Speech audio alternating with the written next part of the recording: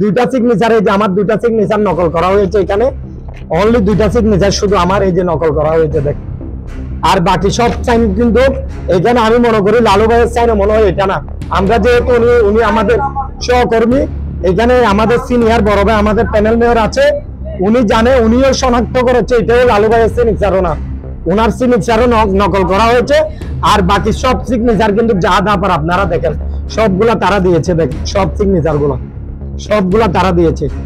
আমাদের মহিলা কাউন্সিলর জাহাদ আপার যে পিএস রয়েছে তার নাম এর আগে উঠে এসেছিল। তো আজকেও আবার আমরা যে ফাইলটা ধরেছি সে প্রতিনিয়ত বলে যে মুফিজের মাধ্যমে নাকি সে কাজগুলা করাচ্ছে 2 লক্ষ টাকার বিনিময়ে।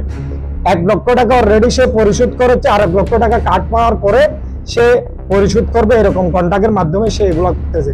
আমি জিজ্ঞেস করি যে তোমার বাসা কোথায়, সে বলে যে প্রথমে তার বাসি দিয়া, আবার বলে যে তার বাসা এই রোহিঙ্গা ক্যাম্পে এই 7 নাম্বার ব্লক না কই নাম্বার ব্লক বললো, বলে যে আমি বর্মা থেকে আসছি 2017 সালে না কত সালে সে আসছে, সে এখানে কন্ট্যাক্ট করছে একজন জুহুরা আছে, জুহুরা নাকি তাকে বলছে মুফিজের মাধ্যমে সে কাজগুলা করে। এই রোহিঙ্গাদেরকে যারা টাকার বিনিময়ে ভোটার করাচ্ছে তারা দেশদ্রোহীর মধ্যে পড়ে আমার দৃষ্টিতে।